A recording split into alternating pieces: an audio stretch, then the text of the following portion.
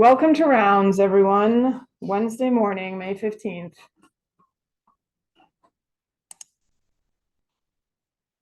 Right, the first case is a 3-year-old cat of unspecified breed. The history we got is that the left globe of this young cat has, we received the left globe of a young cat that also has bilateral congenital findings. Patient diagnosed with glaucoma has glaucoma and blind. Sorry, I'm trying to interpret handwriting here. And this globe has lateral to optic disc a coloboma region. And the other eye has a dermoid and choroidal hypoplasia.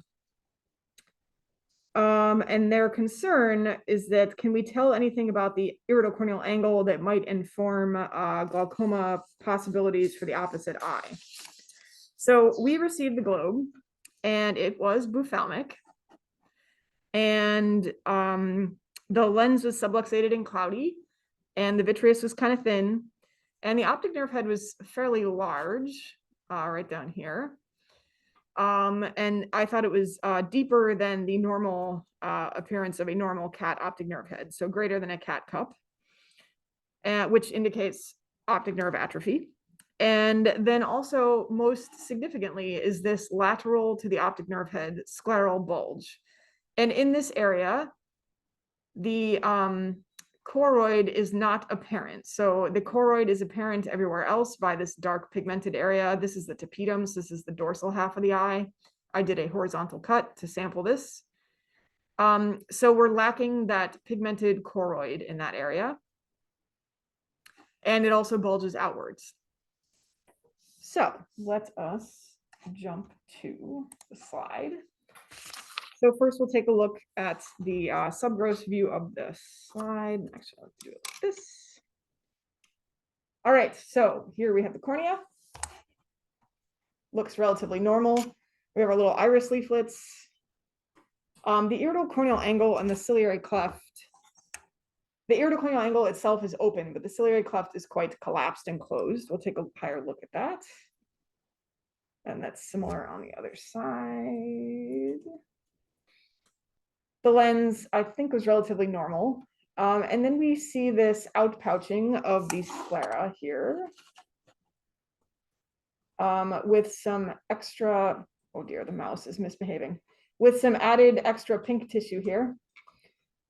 And then back here is the optic nerve, and you can see it is quite cupped. This dark blue stuff here is actually an accumulation of condensed vitreous. And then we always, these days, usually include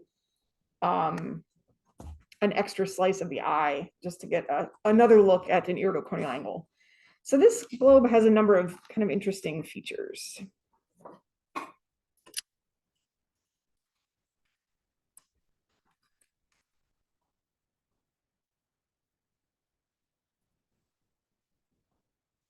The cornea itself is relatively unremarkable, except that there is some peripheral corneal stromal vascularization.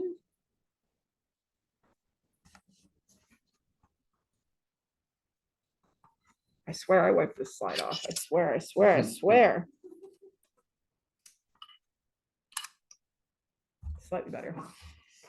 All right, this area of the iridocorneal angle, there's some cellular material in the ciliary cleft, and there is not an obvious ciliary cleft or trabecular meshwork, so it's something is happening here.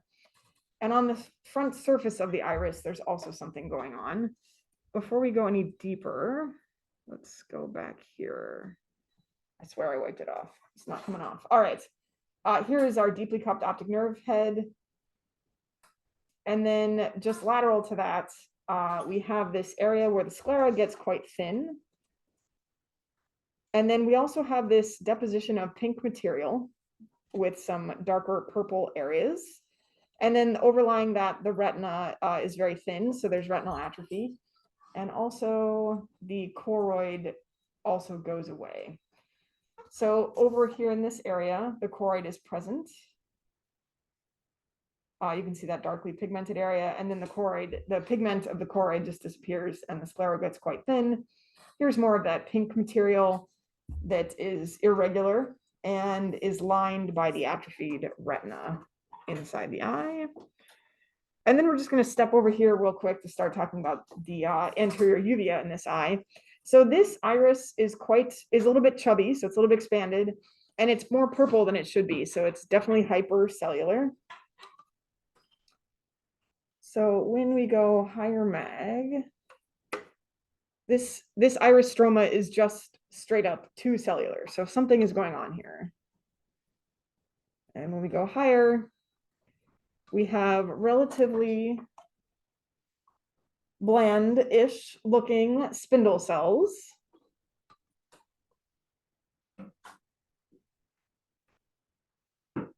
They have indistinct cell borders, small to moderate amounts of amphiphilic fibrillar cytoplasm.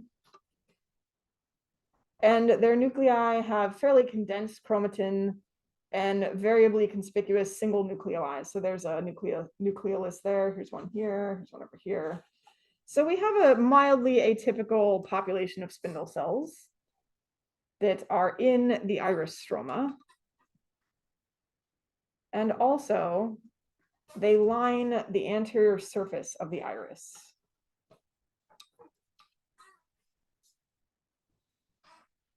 And when we go back up to the front of the eye and the whole slice of the eye, we actually have a similar population on the anterior iris surface in this area. And then one more spot to look is down around the lens. So the lens is displaced artifactually, but we have some groups of cells in the vitreous and right around the lens, some of which might be clustered onto or around zonular ligaments, and just another sort of atypical spindle cell population. So despite the lack of pigment in these cells, I'm pretty convinced that this is feline diffuse iris melanoma, that in this case is amelanotic. My differential for those cells were histiocytes. However, I don't have a really good reason for why they would be in the iris stroma like that. I did offer immunohistochemistry to differentiate between the two.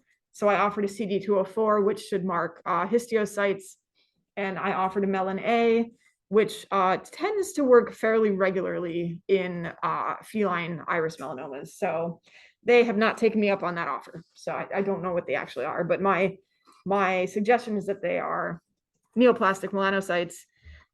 Reminder that this is a young cat, it's a 3-year-old cat. This is certainly not the youngest cat that we've diagnosed a feline diffuse iris melanoma in, but one of the younger. So they tend to occur in older, slightly older cats at least. So now let's talk about the rest of this eye. So this stuff here is actually bone. And it is formed in this area of scleral thinning and lack of choroids. So there's choroidal absence here, at least as far as we could tell. And it sort of begins here and sort of dissects sort of under the retina. You can see it kind of continues out a little bit. I actually didn't notice this when I cut it, that it was crunchy. But the first section we got from histology, they said like, wow, this was terrible. What the heck is going on in this eye? And then I suggested they do a surface decal of the block to get a better sample. And then we got this beautiful example that we have here. So this is bone, and this is decalcified bone in this area. Where it is still dark purple is where the mineral is still present. So it didn't decalcify all the way in the surface decal. But so this is an example of osseous metaplasia in the eye.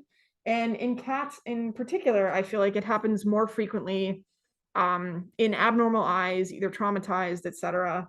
And it's often associated with Bruch's membrane, which is the basement membrane of the retinal pigmented epithelium under the retina. So I suspect that's what the origin of this osseous metaplasia is. And I believe it's just a reactive change. I don't know exactly what the cause was. This could have been a congenital coloboma. However, this is lateral to the optic nerve, and most colobomas occur dorsal or ventral? Ventral to the optic nerve.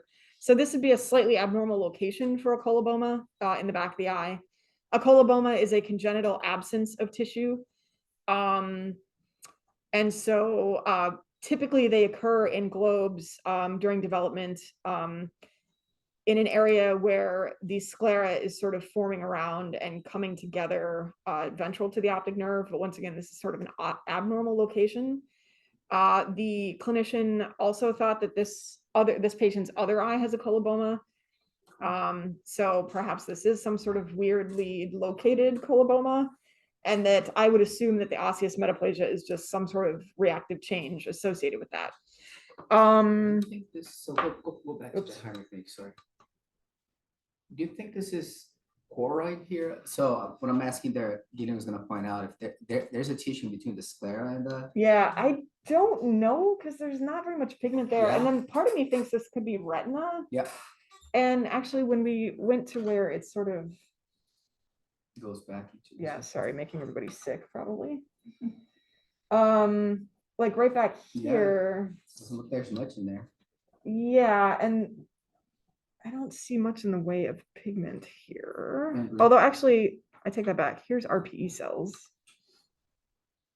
I believe these are RPE cells. Yeah. So right here, that's a beautiful example of Brooks membrane becoming ossified. But in other areas, it almost looks like the retina kind of dissects on either side of it. So I'm not really sure. Anyway, it's just kind of a weird lesion. And they asked about prognosis for the other eye as far as glaucoma goes, which is a complicated issue in this eye because I believe there's this feline iris melanoma, which is no doubt affecting the aqueous humor outflow. And then in other areas, we actually do have some inflammation because it's a cat. So we have some lymphocytes. And I bet if we looked hard enough, we'd find a few plasma cells in here. So this cat also has sort of the idiopathic lymphoplasmacytic anterior uveitis. And sometimes, but not always, a cause can be suggested based on some infectious disease testing. But they didn't tell us that they had done any. So I don't know if this cat has been tested and what the results were. Here's a nice area where we have some inflammation in addition to those atypical spindle cells that I believe are the neoplastic melanocytes. Anyway, so let's go back to our PowerPoint. I think I covered everything. So Billy suggested here in the comments that in MOD, I think it's ocular dysgenesis. The temporal and nasal location are common for colorectal colobomas. That's a dog thing. That yeah, this is a cat. So, but that's interesting. Yeah. Lateral. Huh? Lateral and nasal. Okay. All right. So a whole bunch of diagnoses here. Most important of which I already mentioned. Oh, I forgot to point out. There's a peripheral break in Descemet's membrane with Descemet's membrane doubling. Oh, sorry. There are breaks in Descemet's with peripheral doubling. Anyway, and so there's my wishy-washy diagnosis about what's going on in the iris stroma and the ciliary body stroma. So I assumed that this was actually a secondary glaucoma and not primary glaucoma. So as far as the risk to the other eye, it's kind of hard to say. Bilateral feline diffuse iris melanomas are quite rare. So probably that's not what's going on in the other eye. And we already have abnormalities of it. It has a dermoid and this area of choroidal hypoplasia. So it's a little bit hard for me to predict whether glaucoma would develop in the patient's other eye. So any questions, anything else? So possible correction here, Billy wrote MOD, and I assume it was ocular dysgenesis. Oh, multiple ocular. But then Taylor said multiple ocular defects in cats. Oh. So could be multiple ocular defects. Okay. All right, so. With the metaplastic bone, usually you see it where it's woven bone, but that's been remodeled into lamellar bone. Is that common or is that? Yeah, that can happen with, and I think it's chronicity related. It just comment. Can you repeat this comment? So the comment was that reactive bone is usually woven bone, and this is lamellar bone. This is pretty well organized bone, and it is quite often the case, and newly formed or osseous metaplasia in the ocular tissues that we see, lamellar bone, well-formed bone. And I think it's just I don't know the answer, but I think it's just a matter of time and organization. All right. Let's continue on to the next case, which has a shocking history. All right. This is a 5-month-old cat. We got an eye. I don't remember which one. They tell us that this young cat swallowed a sewing needle with thread. The next day, the owner noted a thorn in the eye. They went to an emergency clinic where they tried to pull it out of the central cornea. It came out 1 inch and then stopped. Then, after skull radiograph, it was realized that the thread was stuck under the tongue. So they cut the thread and they removed the needle. And then I feel like, I can't remember if we figured out the timing, but maybe about a week later, the cat was presented to an ophthalmology clinic with a large central corneal rupture with uveal prolapse. And then they removed the globe and submitted it to us. They felt the orbit appeared grossly within normal limits. So pretty horrifying history for this young cat. So when we got the eye, here's what it looked like grossly. So here's a front-on view looking at the cornea straight on. And here's that central area of corneal defect with some material plugged in it. And the dark material is the prolapsed uvea, as they suggested clinically. When we hemisected the eye, you can see how the iris leaflets reach right up into that defect. This is iris prolapse through an axial corneal defect. This whitish tannish material inside the eye is all exudate. So this is pus. It's probably a collection of viable and degenerate neutrophils and fibrin. The lens is not apparent in this gross image. And let's see here, what else? The retina is probably down here somewhere, and we cannot see the optic nerve head. The orbital tissues were actually very tightly adhered to the eye. And so I'm unsure of the cut orientation because I couldn't see the posterior ciliary arteries. And there we go. So let us go to our slide.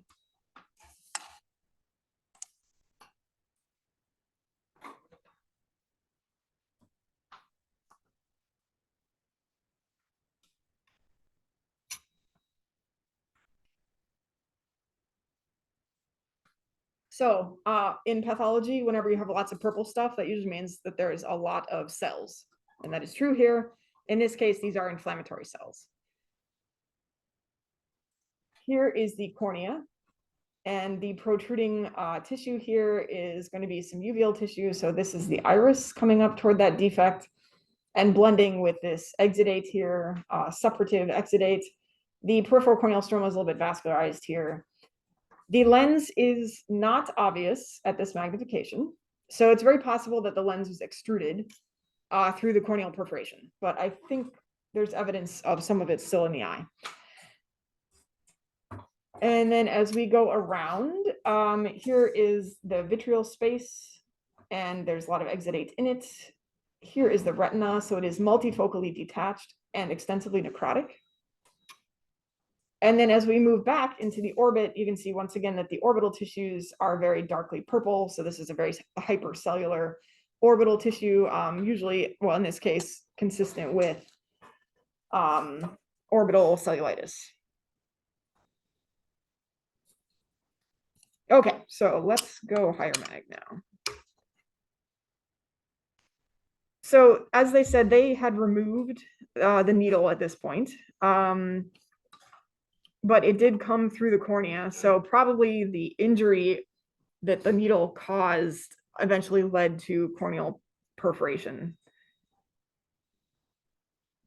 So here is some remaining corneal stroma and the corneal epithelium. So the corneal epithelium is too thick. So this is a hyperplastic corneal epithelium. And you can see these little keratin flakes coming off it. Those are keratin flakes, indication of keratinization, which is abnormal for the corneal epithelium. The stroma itself is expanded by some edema in this area with some fibrin. There are bunches of inflammatory cells in the stroma. Most of them are neutrophils. And you can see these beautiful blood vessels here. So this is corneal stromal vascularization as well, all in reaction to the insult that this cornea took. So here is some edematous and highly inflamed uveal tissue. So these are the uveal melanocytes. We've got some blood vessels, which are normally present in the uveal tissue. And then all of these smaller cells are neutrophils. So there is a suppurative inflammation in the iris stroma. Not surprising because it's now exposed to the outside world through this corneal perforation.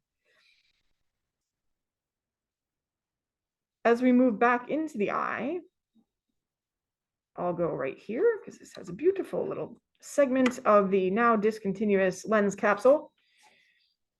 So once again, we have all of that viable and degenerate neutrophils exudate. So this is a fibrinosuppurative exudate. A lot of the pink stuff around is fibrin. This is the convoluted and multifocally discontinuous lens capsule. So no doubt that needle penetrated the lens as it came through the eye.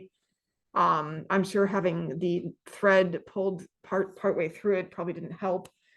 So we have lens capsule rupture. I did not find convincing lens material anywhere else in this eye, although I did wonder about what all this sort of lighter pink stuff is here, but I wasn't sure if this was lens material versus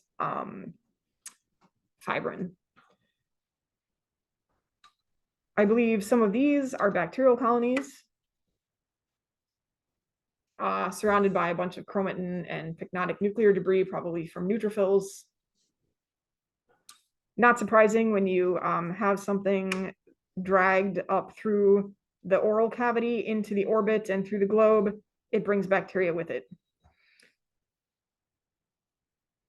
Here is our sad retina. So it is heavily inflamed. And there's actually a bunch of neutrophils within the inner limiting membrane. And there's this sort of vascularized layer here. So this is an unhappy retina. The optic nerve head is distorted by the detached retina. And here is an example of that orbital inflammation that is a lot of neutrophils, some macrophages, and a lot of very plump spindle cells, which are probably fibroblasts and or endothelial cells. There's also a few scattered red blood cells around.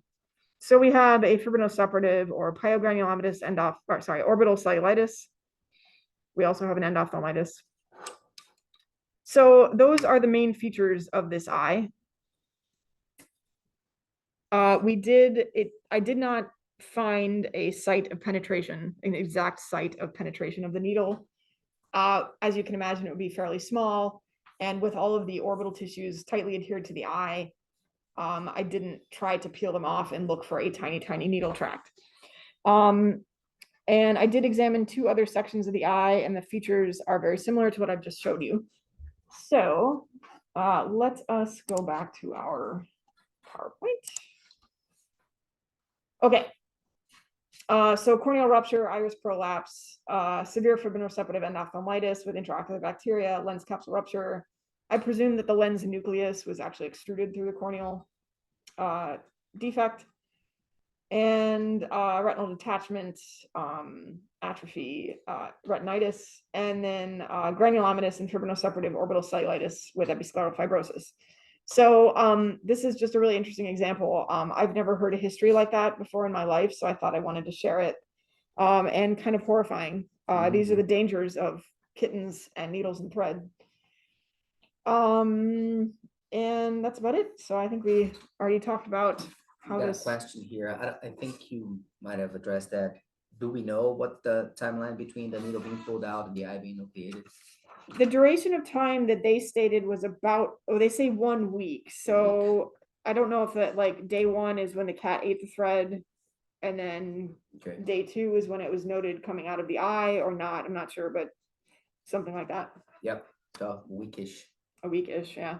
I did a gram stain and it didn't work as well as I wanted, and or all of the bacteria is gram negative, which maybe coming from the oral cavity is possible, but I thought maybe slightly unlikely. But anyway, okay, I am done.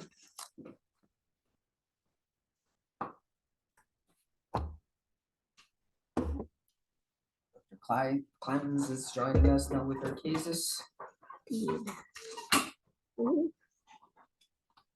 All right, this is our next case. This is a 5-year, 11-month-old spayed female Italian Spinone.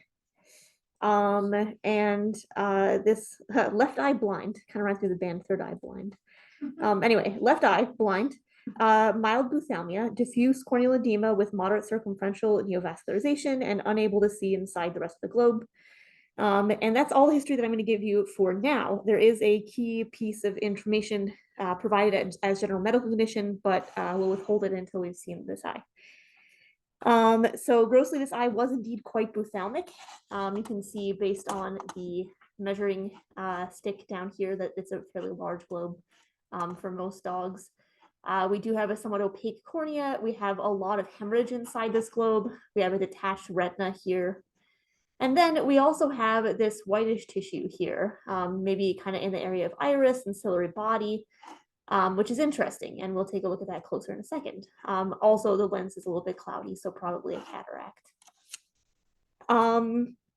So that's that.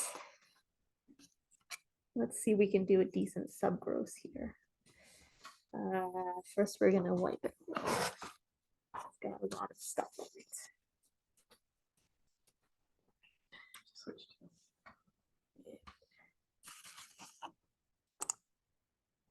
Yes, okay. It's a very big globe, so it might be difficult to do a good subgross. Ah! Good. So the cornea is at the top, and we have our lens right in the middle. And as Gillian said earlier in pathology, if you see a lot of purple, it usually means there's a lot of cells there. So in that area where there was that tan tissue, we do have loss of purple, so a highly cellular something going on. We can see the hemorrhage on our subgross. We can see more purple over here. That's suspicious. Here's our detached retina, a little bit of more purple just kind of floating here and maybe lining the inner retina. And so we'll look at all that closer in a second.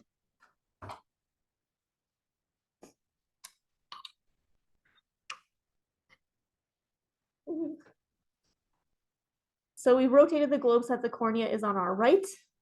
And let's actually start over on the other side where there's more stuff. Here we go. So here's all of that stuff that was in the ciliary body and that was grossly visible before. And creating a mass effect, we have all of these cells. They're forming anastomosing trabeculae. They sort of blend into this area of necrosis here on our left. We've got the pink that's the necrosis and the cells on our right. We look at these guys closer. They look like epithelial cells. So they're forming kind of cords. They look cuboidal to columnar in some cases. And they have these little basophilic nuclei and kind of small to medium amounts of cytoplasm. They're actually not hugely pleomorphic. And here's some more examples of them here. So we have this tumor inside the eye. But as we walk around, we can see that these cells are forming some unusual patterns and kind of carpeting surfaces. Let's actually go over to the other side to show that off better.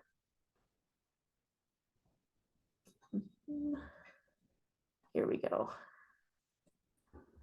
So for example, here we can see these cells carpeting a ciliary body plica.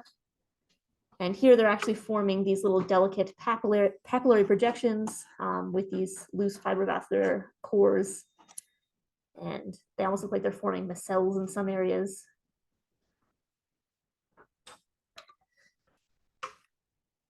And then when we went back to where we saw some purple, here we go, kind of free floating in the vitreous and on the retina.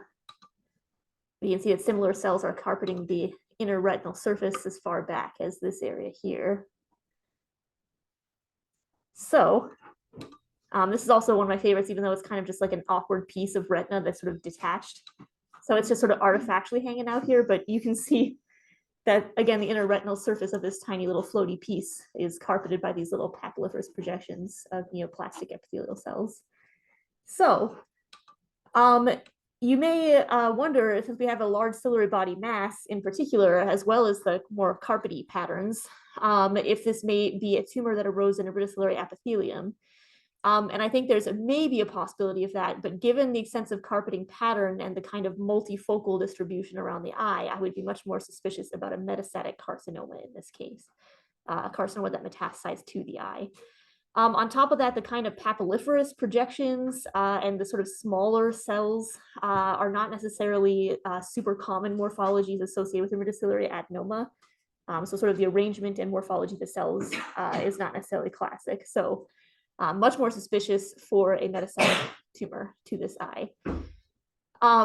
Some other things just to clean up.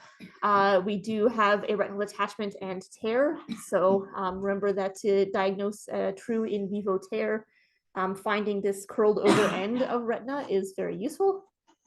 If it's artifactually torn, usually the end will be boxy and abruptly discontinuous. So we have a true retinal detachment tear. We did indeed have a cataract. You can see some of this lens fiber liquefaction and more ganglion globule formation in the cortex.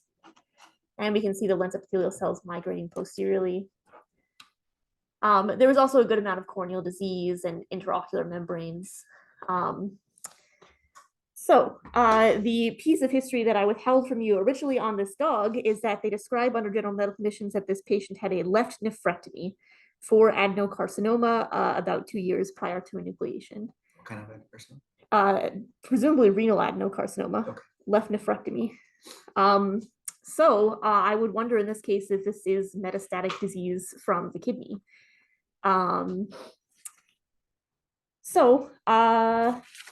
That's this case.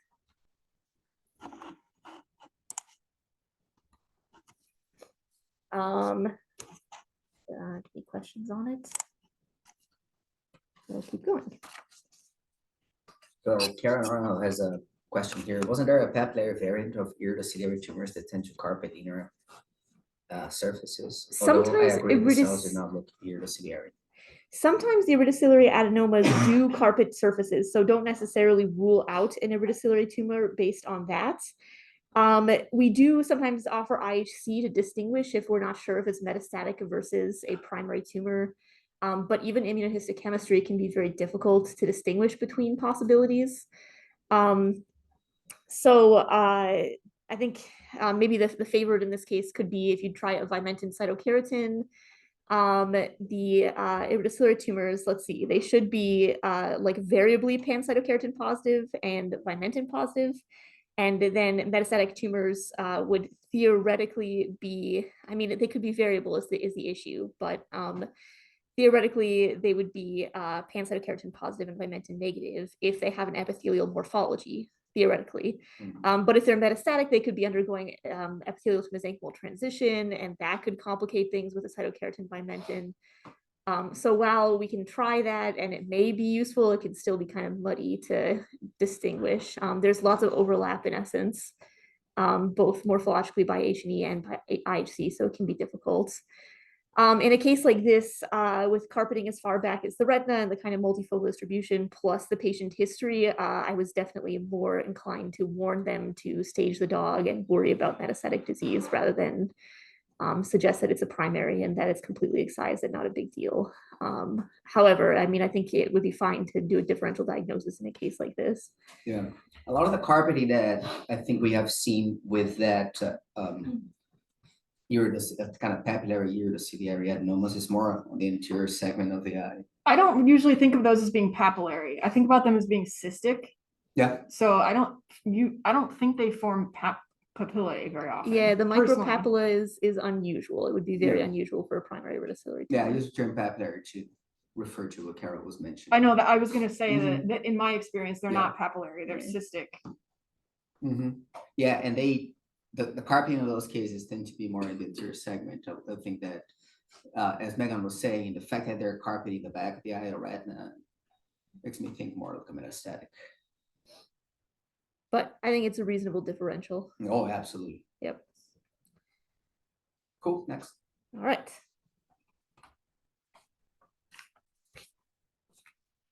This is a 4-year-old female ostrich. So this ostrich was humanely euthanized in part, at least, due to markedly diminished vision.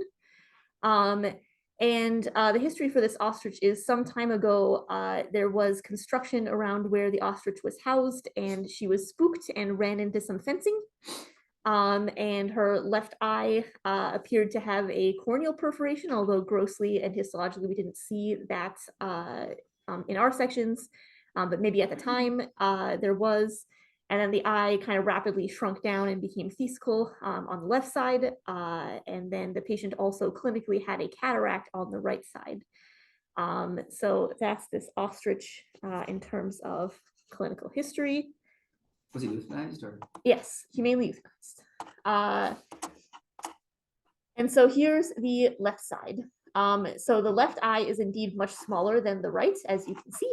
And so birds have scleral ossicles, which are right up here, kind of limbal sclera area.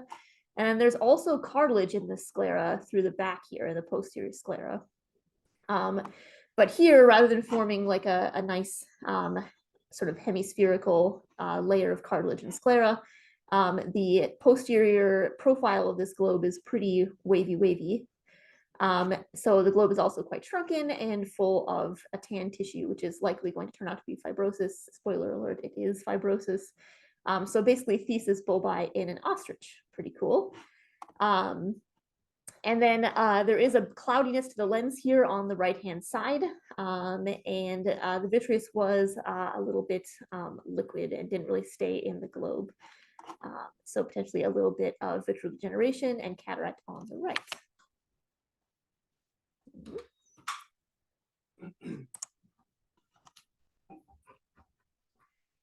So let's take a look at, oh, I could go full. There we go. Let's take a look at the right eye first. There are some artifactual changes to these slides. Let's see. It'll probably be very difficult to get a good subgross going for an eye this large again as well. But so here's the front of the eye. Nope, stay where I put you, please. Thank you. So we can see that we have the scleral ossicle here, which we'll look at closer, and then the cartilage starting in the sclera there. We've got ciliary body, we've got iris. The lens has been artifactually displaced from where it should be, unfortunately. You can see it coming around the other side. There's a lot of artifactual retinal detachment and fragmentation, which is unfortunately a common consequence of large globes and the sort of shrinkage of the formalin and then cutting them and so on and so forth. The pectin is kind of funkily sampled, or at least it kind of shows up as these like fun shapes here, but this is the pectin, and then we have the optic nerve here. And again, that lovely deeply basophilic scleral cartilage posteriorly. Very cool. So the only thing to really dwell on in this right eye is the lens. So in this section of the lens, there is a bit of artifactual fragmentation. And we did have to do a deeper section to really get a good look at the changes in this lens. However, when we look closer, particularly in the posterior lens, there's some more ganglion globule formation. Let me keep walking because there's a better areas along here.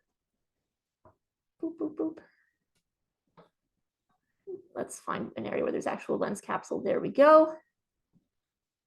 So there's a significant number of more ganglion globules here, bladder cells, the ones with a little nuclei in them, so all swollen lens fibers. We're in the posterior lens capsule, and there's lens epithelium back here where it shouldn't be, so there's definitely cataractous change in this right lens. So the patient was mostly blind clinically, and because there weren't any other changes outside of the cataract and probably some degree of vitreal degeneration based on gross exam, the diminished vision in the right eye was probably mostly because no light was really getting through this opaque lens very well. But the left eye is probably even more exciting to see because this is the trauma eye. Let's try the subgross again. See if we can make it happen. So here's the cornea up front. And then this one's a lot different in that the lens, it's dropping out a little bit in this slide again, but here's the lens sitting right here, roughly in the posterior chamber where it's supposed to be. We can actually still see ciliary body plique coming towards that lens. But the posterior segment is all wrinkled up and it's full of additional tissue that shouldn't be there. And we can see this sclera, which is pretty markedly folded up. And we have this area here of interest. So let's take a look at this even closer.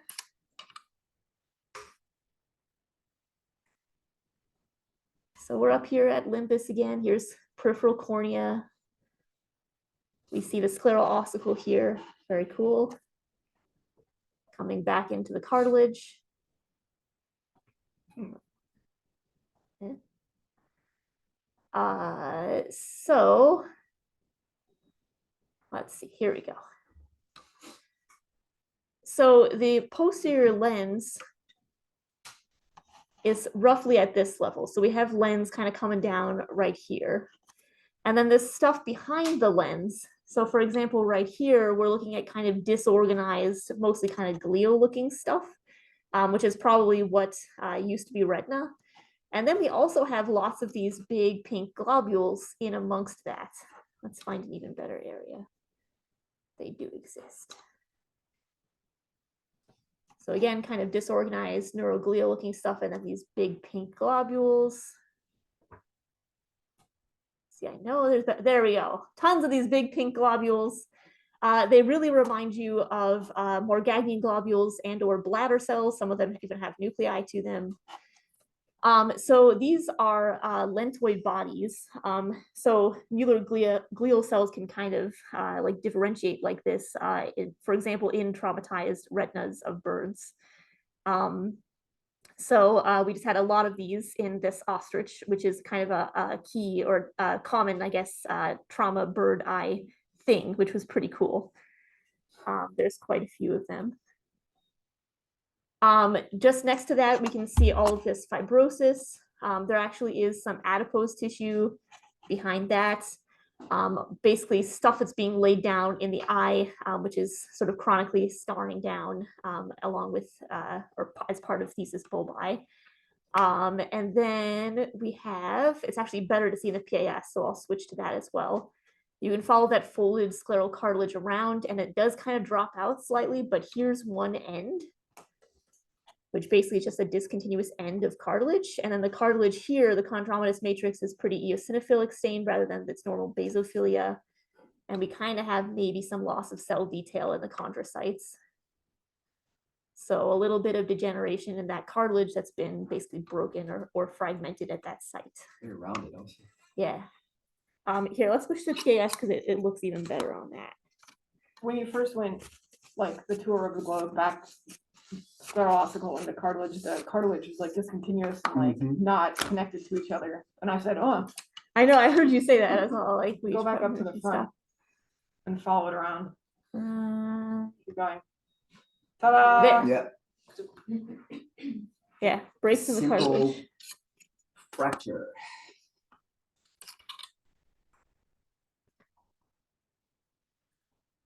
It's where orthopedics and ocular pathology combined. That might be a foramen. Yeah. Bird trauma. So here's the PAS view of that area of multiple cartilage fragmentation in the posterior globe. So yeah, we have a sort of chronic sequela of trauma in the left eye and a cataract in the right eye, which helps to explain why this patient had very little vision. And here's kind of a short list of some of the diagnoses for the eyes. Oh, yes, that would be helpful. Thank you, Kevin. All right. With that, I will give the floor to Jean.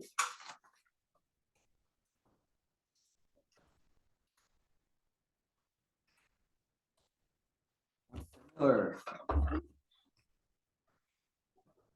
All right.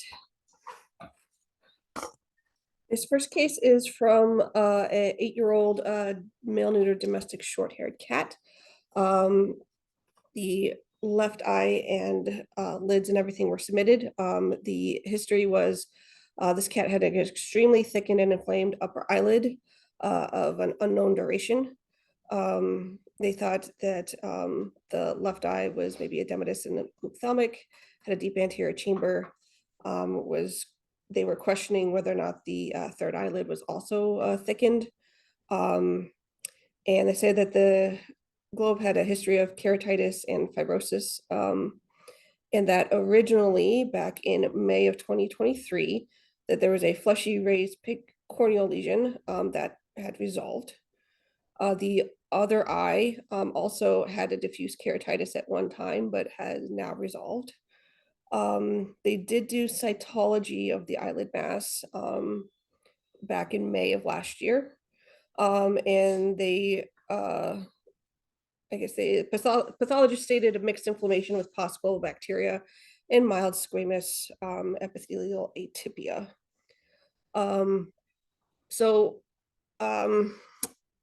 We received the globe with the lids and third eyelid and conjunctival and muscles all attached, which are removed in this photo.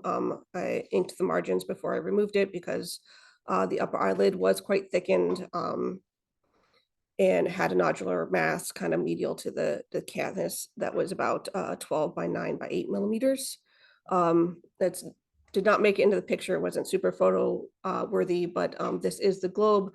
The lens was posteriorly luxated and ended up in the other half of the globe, so it's not here. But what I did see was this sort of, it was kind of like a sack of like white material that was sitting sort of in the pupil and extending into the anterior chamber. And I thought that was kind of interesting and maybe a little unexpected. Wasn't sure that there was going to be much going on in the eye, with the eyelid mass being maybe their more primary concern. But there are some changes in the eye that I'm going to show first, and then we'll look at what the eyelid mass is.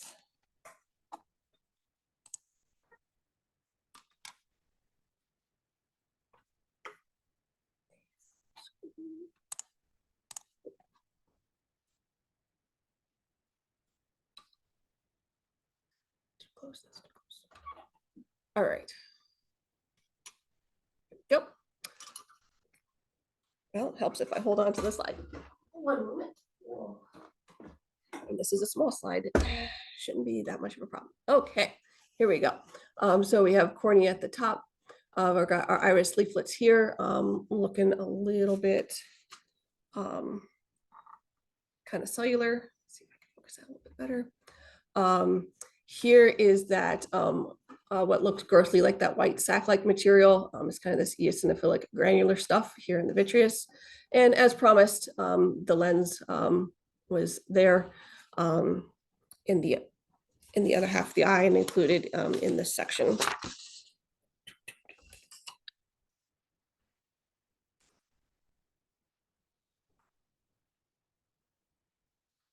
All right. So as they had noted clinically, there was a keratitis and some fibrosis. So the cornea is a lot more cellular than it should be, mostly from neutrophils.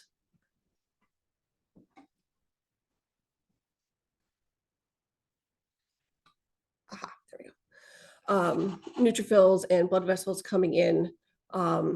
There's also break in Descemet's membrane and a little bit of fibroplasia occurring, probably from the ophthalmic nature of the globe. And if we go back towards the iridocorneal angle here, there are lots of cells in the iris and ciliary body stroma, consistent with lymphocytes and plasma cells. Pretty typical lymphoplasmacytic, excuse me, anterior uveitis. Here's a nice little mott cell joining the party.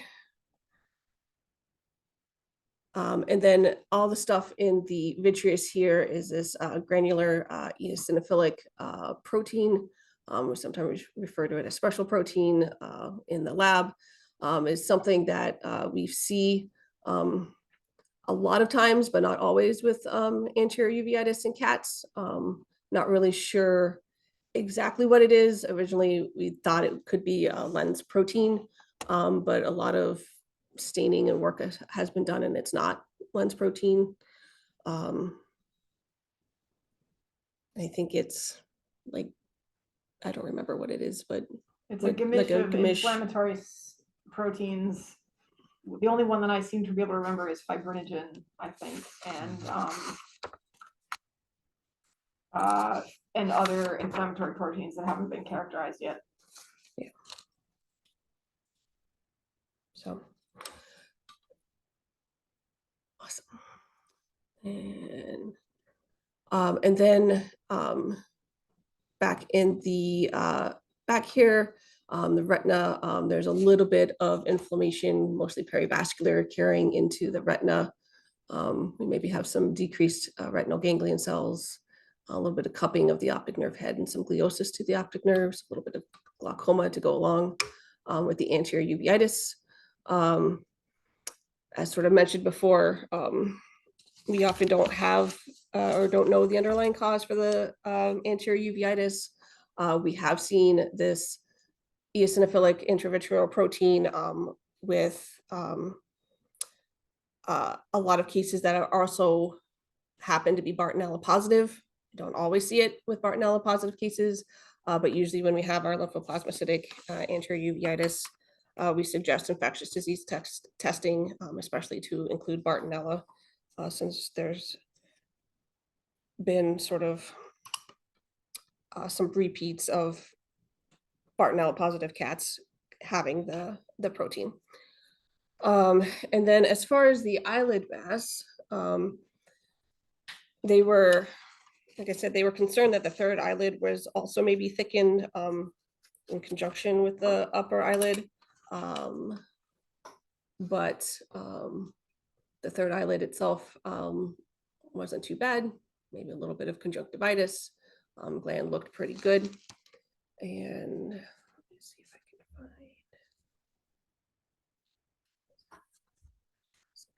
find. Okay. So here is eyelid margin. We've got haired skin on the side here, and it's coming around into conjunctiva, which is expanded by this mass of neoplastic epithelial cells that are forming anastomosing cords and lobules that dissect down into the stroma and extend away and unfortunately extend to the margin of the tissues.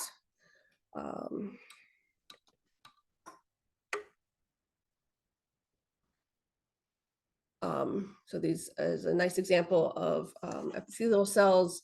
We've got cells sort of on the outside of the lobules that are a little bit smaller and that progress centrally to these larger polygonal cells with more eosinophilic and hypereosinophilic cytoplasm.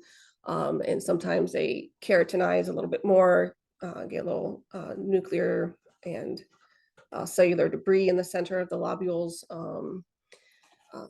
So consistent with the squamous cell carcinoma.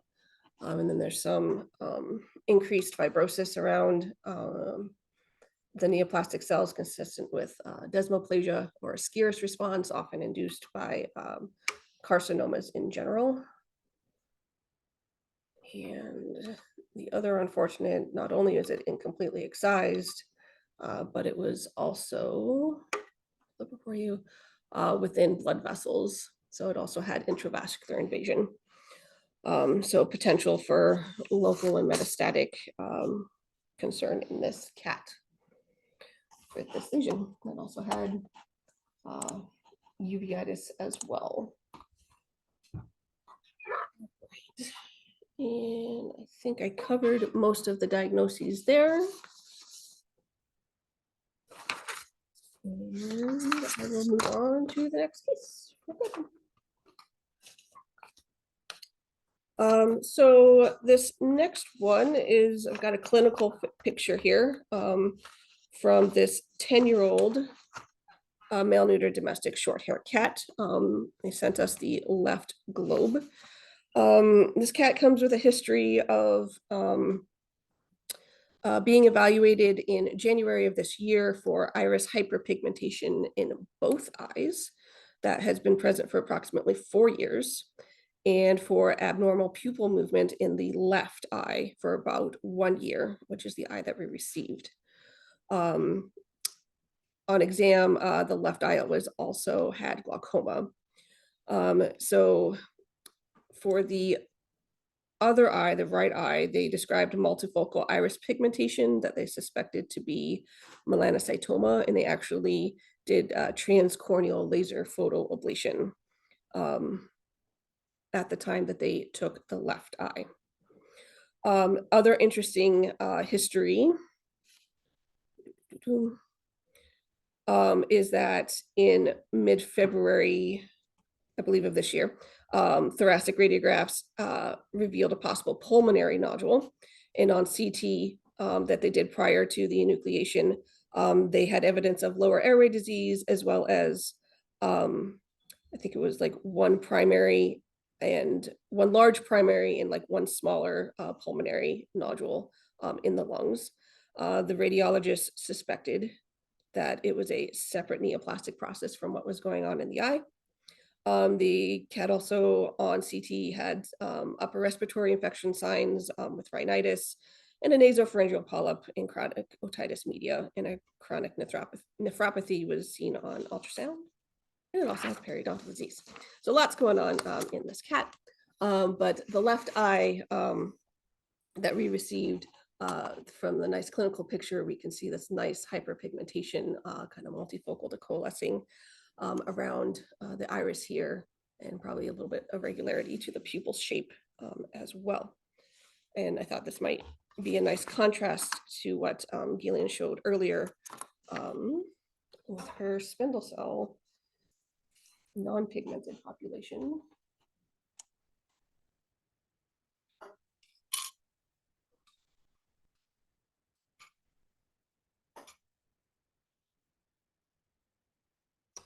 All right, okay. So again, cornea saturated at the top. Here we have our iris leaflets that are looking a little bit more brown than they should. This one over here is actually also looking a little bit thickened and expanded. And there's not much else going on in the globe itself. And then usually I like to include 2 extra slices of the globe, especially in cats with hyperpigmentation, because our diagnosis of melanoma in cats is based on invasion of the neoplastic cells into the iris stroma. And so sometimes that can be really hard to tell grossly. And so including multiple extra sections of the angle with the iris just gives us an extra chance to catch potential evasion when it's not super obvious grossly. But this one was a little bit more obvious because we've got some iris distortion here, and these are more heavily pigmented polygonal to spindle cells. And this is more typical of a feline diffuse iris melanoma. We've got the cells lining the iris here. They infiltrate into the iris stroma and expand it. Pigmentation varies a little bit. We've got some really nice heavily pigmented ones that you can't really see the nuclear features. And you have some that are a little less pigmented, and you can see like the prominent nucleolus in here. There are no mitotic figures in this case. We also, I guess, have different categories of the feline diffuse iris melanoma. If it is only lining and infiltrating the iris, it is an early feline diffuse iris melanoma. If it starts to head into the ciliary body, as is present in this case, it's also kind of going into the trabecular meshwork and such. It's just sort of a regular feline diffuse iris melanoma, no modifiers on it. And then if it happens to go back into the choroid and get a little bit more frisky, it's called an extensive feline diffuse iris melanoma. Or the sclera. Or the sclera as well, thank you. They did notice or note glaucoma clinically. However, couldn't really confirm it microscopically. There seemed to be a fair number of ganglion cells. The optic nerve seemed okay, as well. The optic nerve head and the optic nerve altogether seemed relatively okay. But given the sort of infiltration and lining of the neoplastic cells here in the angle, it just wouldn't be surprising that if the cat was glaucomatous. All right, since this one was going into the choroid, it got just the plain diagnosis of a feline diffuse iris melanoma. These tumors in cats have a relatively low metastatic rate, so probably around about 20%. So we were also suspecting that those pulmonary nodules in the cat were something different. And we questioned if they had been able to do any more diagnostic work on that. And I don't think we've heard back from them yet. The other thing that there is a paper that has findings for whether or not the tumor has a high or a low metastatic risk, and features for a high metastatic risk in these cases were extrascleral or choroidal extension of the tumor, if there was tumor necrosis, or if the mitotic index was 7 or more in 10 high power fields, that any one of those were associated with a higher risk of metastasis. So none of those features were present in this case. So again, a pretty low risk for metastasis for this feline diffuse iris melanoma. And I think that's all I have. If we don't have any more questions, that's it for rounds today. Thanks everybody for coming, and we'll see you guys in 2 weeks. Thanks, everyone.